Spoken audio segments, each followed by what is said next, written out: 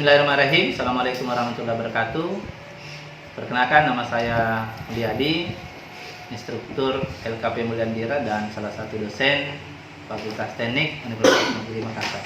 Baiklah, kali ini saya akan menjelaskan jenis-jenis kapasitor dan bagaimana cara mengukur kapasitor dan bagaimana cara menentukan rusak tidaknya kapasitor.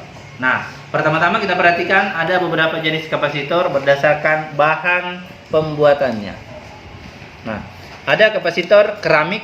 Ini adalah kapasitor keramik yang tegangan kerjanya 0 sampai 100 volt, antara 0 sampai 100 volt.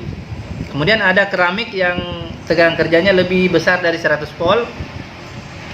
Ini tegangan kerjanya mulai dari 250 sampai 2 kV, kilovolt. Ini juga kapasitor keramik. Kemudian ada kapasitor mika. Ini bahannya dari mika. Kemudian ada kapasitor milar.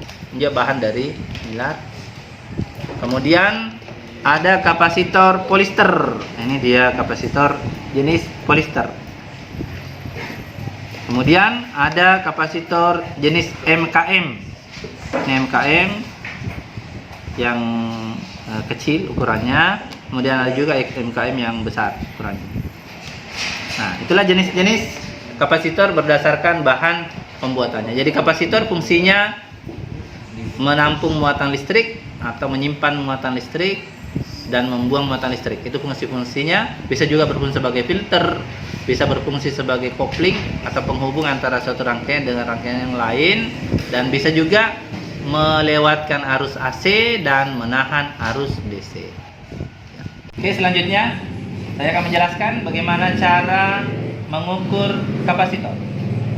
Nah, secara umum cara mengukur kapasitor, apapun jenisnya, apapun bahan pembuatannya, apakah keramik, mika, milar maksudnya, kertas, polister ataupun MKM, itu cara mengukurnya sama.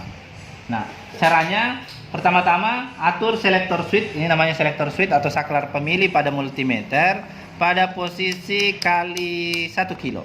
Ini posisinya kali 1 kilo pada posisi ohm meter. Selanjutnya bisa dikalibrasi. Cara kalibrasi adalah hubung singkat antara positif tester atau kabel tester warna merah dengan negatif tester atau kabel tester warna hitam. Ya, kemudian atur 0 ohm adjustment di sini, 0 ohm ADJ-nya di sini sehingga jarum menunjuk angka 0. Ya, coba putar sehingga jarum tester, jarum multimeter menunjuk pada skala 0 ohm. Jadi ingat, yang dibaca di sini adalah skala angka-angka yang ada di paling atas ini yang berada pada posisi ohm. Berarti selesai dikalibrasi. Selanjutnya, mengambil salah satu kapasitor yang ada, kemudian diukur. Saya coba ambil resistor yang jenis keramik dulu. Saya coba ukur apakah kapasitor keramik yang saya akan ukur ini dalam kondisi bagus atau tidak. Nah, silakan ukur posisi kapasitornya. Jadi posisi positif tester dan negatif testernya tidak ada masalah. Boleh bolak-balik. Kita ukur. Nah, kita ukur untuk yang pertama, ternyata jarum testernya tidak bergerak. Saya ukur balik. Saya ukur lagi. Perhatikan jarum testernya. Nah, kapasitor yang bagus ketika diukur menggunakan kali 1 kilo, jarum tester tidak bergerak. Nah, ternyata ini tidak bergerak. Berarti kemungkinan besar kapasitor ini bagus. Saya coba ukur lagi yang jenis lain. Ini ya jenisnya mika, juga tidak bergerak. Berarti kemungkinan besar juga bagus. Saya ukur lagi yang milar, ternyata juga tidak bergerak. Berarti kemungkinan besar bagus. Saya coba ukur yang kertas.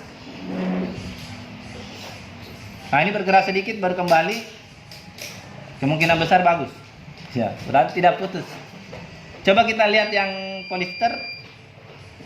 Nah, sebenarnya tidak bergerak kalau kali 1 kilo, tapi kalau bergerak sedikit berkembali, itu sebenarnya kapasitornya kemungkinan besar bagus dan tidak bocor ya, tidak jebol. Jadi kali 1 kilo di sini fungsinya untuk mengetahui apakah kapasitornya ini jebol atau tidak, hubung singkat atau tidak. Ciri-ciri kapasitor yang hubung singkat ketika diukur jarum tester bergerak dan tidak kembali. Nah, tapi ada beberapa kapasitor yang nilainya rendah, tidak bisa terdeteksi putus tidaknya kalau pakai kali 1 kilo. Saya coba ukur yang MKM, ini warna biru.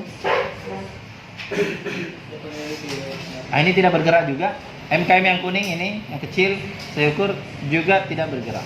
Nah, cara yang paling mudah untuk membedakan apakah ini semuanya putus atau semuanya bagus, kita pindahkan selektor switch-nya pada posisi kali 10K.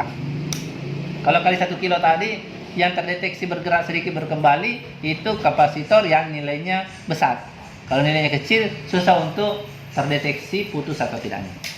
Nah, kita coba pindahkan, baru kalibrasi boleh. Kita kalibrasi pada posisi kali 10K, nolkan, sudah. Sekarang ukur. Saya mulai ukur dari kapasitor MKM.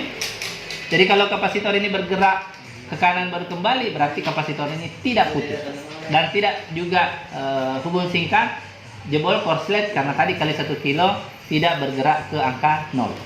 Saya coba, saya ukur ya, bisa dibalik.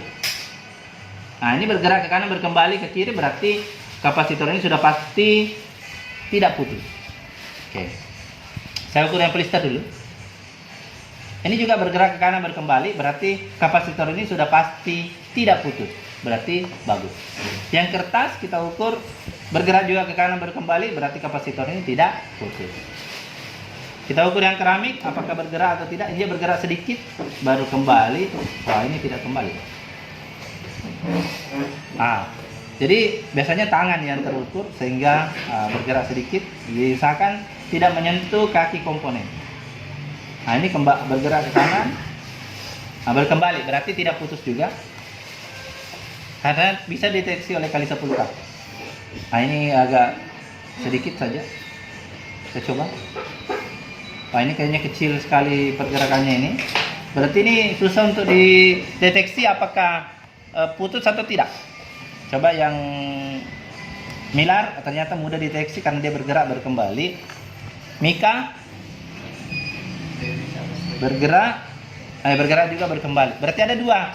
Saya coba dulu ini yang MKM yang kecil. Nah, ini juga susah, saya sudah bolak-balik, ini tidak kelihatan apakah dia bergerak ke kanan baru kembali. Berarti ada dua kapasitor yang tidak mampu dideteksi menggunakan kali 10 kilo pada ohmmeter untuk menentukan apakah dia putus atau masih bagus. Nah, bagaimana